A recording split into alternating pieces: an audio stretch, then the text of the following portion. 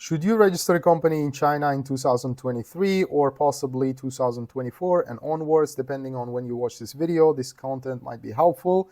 So if you are new on this channel, my name is Jasur. I'm a corporate legal consultant based in Shanghai, China. I run several companies, including corporate legal consultancy, both in the US and in Shanghai. Also a trading company in China, in Uzbekistan, and also in the US. And same goes true for logistics company. We have one in China, also registered in the US as well.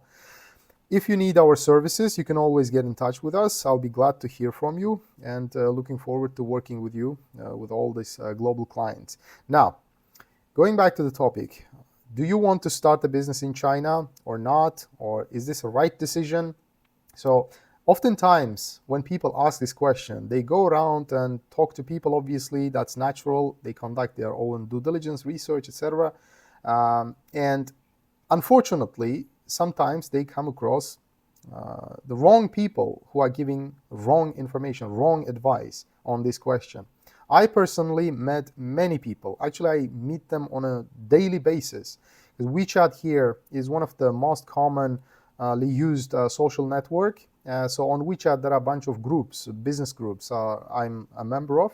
And in those groups, I usually, look at people, what they're talking about, and because there are like usual thing is one person asks a question and a bunch of other people reply that question. So I, on a daily basis, see that people, ask this question: is this the right time to start a business? What are the downsides of doing so, etc., etc. And unfortunately, there are a lot of foreigners here who don't know anything about business, who have never run any company in China, who've never started any businesses, but yet they feel like they are entitled to answer this question just because they are living in China. And that is a very, very important point here. Because on a daily basis, again, I correct many foreigners when they're trying to reply this business-related question by giving wrong information. And I say, excuse me, what you're talking about is absolutely incorrect. And in reality, this is the thing, okay? This is how it goes, etc. And sometimes they apologize, but sometimes they try to argue, blah, blah, blah, blah. And yeah, this is how people, function, I guess, in most of the countries. So my point is, if you're trying to find an answer, first of all, you need to make sure that you're talking to somebody who's gone through this company formation and also at the same time runs their company in China, have got, long experience, business experience in China firsthand, not through their friends, etc. You need to make sure that the person is doing it himself or herself, okay? I guess this point actually is true in all the other countries as well. Like imagine you want to start a company in the US and you're going ahead and talking to somebody like a foreigner living in the US but working as an engineer. Does it make sense? No, it does not. Even if that person has been living in the US for like 20 years, maybe 30 years, they might not have the necessary skills or necessary experience about running a company in the US. I met many people, for example, once again here in China, in Shanghai, who've been living here 15 plus years, but they don't have any clue about running a company here because they're employee for some, other company, local or foreign company. Yes, they are receiving salary. Yes, they have experience living in China, but they don't have any experience on running company here, doing business here. So therefore, they don't know what they're talking about. Maybe they can give advice on living expenses, or maybe they can give advice on, I don't know, educating your children in China, or general life in China, maybe, but not about business. So please be extremely careful who you are talking to. And another thing is like Googling the same question. Many people go ahead and Google this question, how long does it take to, for example, register a company as a foreigner in China? And bunch of companies, I Google myself, they're giving you these huge time frames, like usually like 6 months and plus, etc. And that is one of the ridiculous things, actually. Maybe the information is old. And by old, I mean maybe it was true some like 20 years ago, maybe. Because I've been living here for almost like 13 years now. And since 2015, approximately, registering a company in China, the time frame has decreased a lot. Our company can get your business license literally in a matter of days. I can get your business license if you start the process here in about 5 days with expedited service. Or the standard time frame we give to clients is 10 days. So as you can see here, the theory, whatever they're talking about on the internet, on social media, is totally different from practice. So that's another thing. I always warn people, make sure you're talking to an expert, talking to somebody who is doing it on a daily basis. Another very important question is, it's been years and years and years, all these agencies, all these companies outside of China trying to spread negative news about the business atmosphere here. They're saying, well, Chinese economy is dying, Chinese economy is is falling down, it's collapsing, etc., etc., etc. It's been years. It's not news, actually. It's not the first time we hear this kind of news, but somehow it's surviving. And if you look at the simple statistics here, for example, you search it on Google if you don't believe me. Like biggest production countries in the world in 2023, for example, right now. It's China with 28.4% of the total global production. Number 2, United States, 16.6%. And then Japan, 7.2%. And next, Germany, 5.8%. India, 3.3%, etc. The list goes on. But now, if you just compare, for the sake of the argument, just compare all these countries on starting a business. For example, you want to start a company in the US as a foreigner. What are you going to do? Yes, you can start the company from distance. We offer the same service. We can start your company in one day in the US in any state, and then we can open your corporate bank account in the US as well from distance. But if you want to move to the US, do you know the requirements on the basis of your company? That is the most important question. Many people actually blame us sometimes that, well, Chinese visa is hard, etc., etc. But no. You please compare the realistic, facts here. Okay, real facts with China, other countries with China. So, US, for the argument's sake, for example, if you want to move to the US using your own company, get a work visa there, you will have to invest a lot of money. It's not 100,000 even. You are looking at approximately, if we are talking about like L1A, L1B category visas, you're looking at approximately 150K. It should be available in your US company account.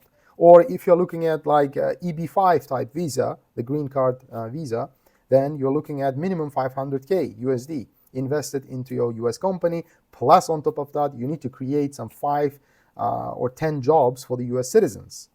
How about in China? Of course, obtaining visa through your Chinese company has become slightly harder, but the Chinese government is not still requiring any capital injection. Any investment is not required in order to sponsor yourself with a work visa using your freshly registered company in China. So that is a huge advantage for entrepreneurs, especially for starting business people. Maybe for companies who want to expand to the US, 500K is not an issue, or 150K is not an issue. They can easily invest. But how about the middle, the layer of people who are like graduates or who just want to start a business fresh? They don't have access to big money. They don't have access to a lot of like capital. And all they have maybe a few $1,000s. For them, it makes perfect sense to start a company here. And because, again, the statistics here, for example, most of the production is still happening in China. So what you can do, you can take advantage of this. Maybe you can be a sourcing company, maybe you can be a cargo company, or maybe you can be an international trading import and export company. You can take advantage of what's in front of you. And you can move yourself to China and run your company, and with your family as well. Even if you want to invite your family, that's actually, another advantage. You don't have to invest anything extra. However, in the US or any other countries that I listed, that I mentioned here, Japan, Germany, I don't know about India much because we don't offer that service. I know about South Korea, Italy, France, for example. Try moving your family with yourself. And obviously the government, the immigration offices, they require you additional funding for your family members. And that is just, true facts here. You can search, you can talk to law companies in the US or in Canada, for example.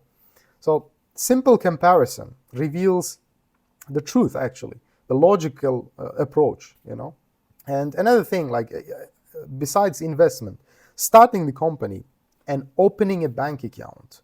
Maybe it's in the US. In the US, it's comparatively easier, but compared to, for example, European countries, or let's say Japan. In Japan, to open a corporate bank account, it takes months and months and months, because we offer the same service there. We register company, open corporate bank accounts for clients. In China, it literally takes one day. The company director should visit the bank account, and then the bank account will be ready by the end of the day, basically. It takes a couple of hours, actually, in fact. So there are many areas you can compare, but above everything, like we said, like simple statistics.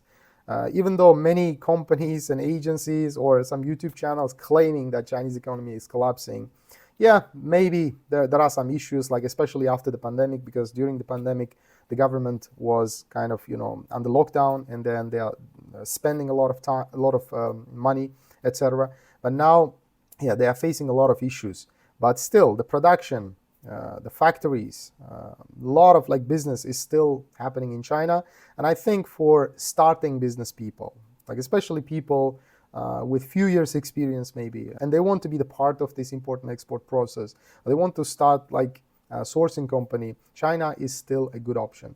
And another advantage I never talked about probably on this channel is you need to consider the security as well, if you are especially coming with your family. Living in China with your family is very, very, very secure compared to most of the countries, especially the Western country. I'm not trying to, say anything bad about Western country, but I lived in the West. I lived in Europe before, and I know the situation there. It's great. The infrastructure, of course, there are many advantages. I'm very far from actually saying that you should not move to Europe or any other country in the West. I'm just merely focusing on the security issue. Unfortunately, in recent years, we are seeing, a lot of problems, tensions between people, conflicts, etc. Especially, the school shootings, for example, in the U.S. It actually goes without saying. You have, younger kids. You want to send them to school, and during the daytime, both parents work, and of course, you want a very secure environment for your kids, and that's one of the top priorities, okay, actually for any foreigner who want to move to any country and to start a business. Because of course, you're not going to drag your security team with you, and that's not it's very far from reality, right? So obviously, you want a very secure environment, both for yourself, for your kids, and in general, your family. So in China, in Shanghai, yeah, there's actually zero concern about that. Even for example, at night, 12 or midnight 12, or I don't know, 3 o'clock in the morning, you can just go for a walk. Nobody's going to come to you with a gun or knife. I guarantee you that. At least this is the truth in 2023 right now, and we do it on a daily basis, actually. Evening walks and stuff like that.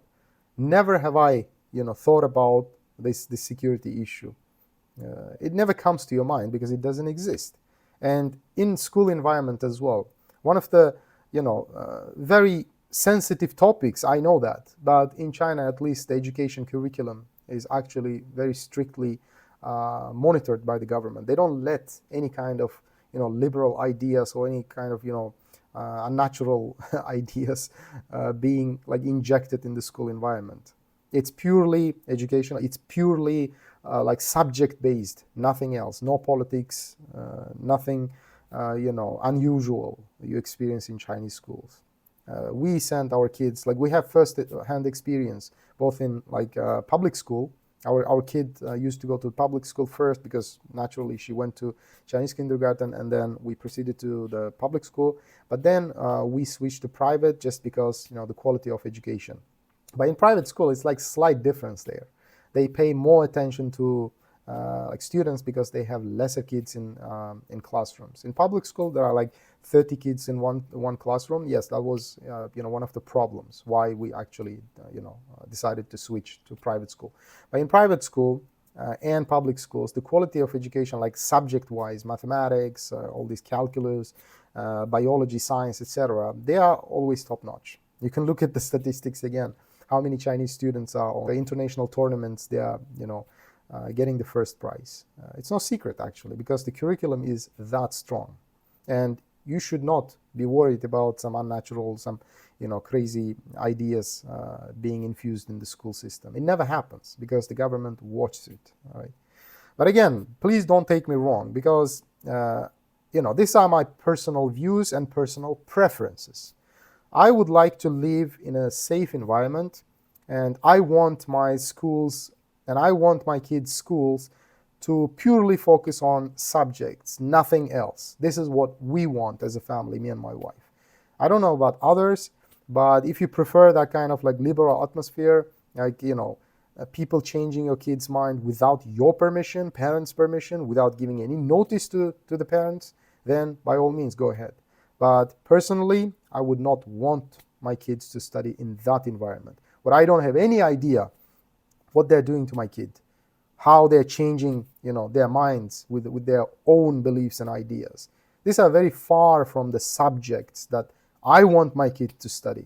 Mathematics. I want my kids to master mathematics, not some sort of unnatural, again, ideas which we don't believe, against the biology, etc. I don't want to go deep into that topic, but still, these are some of the concerns we thought about it always as a family. So we feel like in China, we don't have that worry. And it's perfectly safe here, both for education and living. And other misconception and myth, probably, I proved many times wrong, many companies actually. They say that, well, when you start a business here, a lot of bureaucracy, and government is going to intervene. There are many companies actually spreading that kind of misinformation on Google, which is absolutely rubbish. I would not listen to them, because I've been here again almost 13 plus years. Never have I experienced such a thing. Nobody even approached our company like, what are you doing, what kind of license, and you need to report to us, etc. That kind of experience. We never had that experience. It's business-wise, there's absolute freedom. Whatever you want to sell, whatever service you want to offer to the clients, make sure it's not some sort of illegal stuff. Of course, it goes without saying that you're not permitted to offer services which are illegal in China. Let's say, trading with guns, I don't know, or offering, for example, legal services where you don't have any license, or accounting services where you don't have any license. Those are illegal. But once you have the necessary licenses, your company is registered and fully functional, you are in compliance with the Chinese laws and policies, then there is no issue. Nobody's going to intervene. Nobody's going to ask you any different questions, because some of the people actually, they have never been in China before, but for some reason they think that they're entitled to spread this kind of misinformation. I would suggest to those people, come here, open a company just for the experience. Even if you're not interested in doing business, just for the experience, open it and go through the process, and then talk about your experience. So all in all, guys, the summary is, make sure you're talking to somebody or some company who've gone through the process. And I try to highlight the fact that I'm a foreigner, because I went through this myself, and there might be sometimes cases that local agencies, in order to get more clients, might give you exaggerated positive news and things like that. But I'm a foreigner. If I encounter any problems here, why would I stay here? Why would I keep running my company? That is my point. There are so many countries in the world. I can move literally to any European country, or even to Singapore, Japan, the same services we're offering to clients, relocation to Japan by opening a company, etc. I prefer, for now, I think, Chinese economy, although it's going through some difficulties, I think still China is one of the important production hubs, and there are so many opportunities that you can take advantage of or be a part of. And still, for especially small to medium companies, I think it's a nice place, good location to start a company. And especially, I want to highlight more that if you want to relocate to China through opening a company, the government is not going to ask you for any substantial investment. And that is very attractive point. Based on your specific situation, you are welcome to contact us. Our contact details are on the screen. Make sure to call, send an email, or you can actually go to our website and book an appointment with me on calendly.com. and I will be glad to hear from you. See you next time.